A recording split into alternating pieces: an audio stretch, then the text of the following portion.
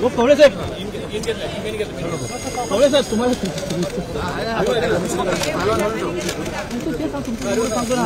चला पुढे चला पुढे चला।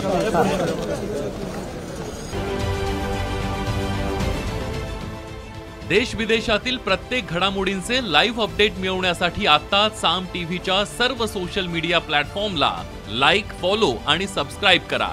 तसंच सर्व नोटिफिकेशनसाठी बेल आयकॉन प्रेस करायला विसरू नका।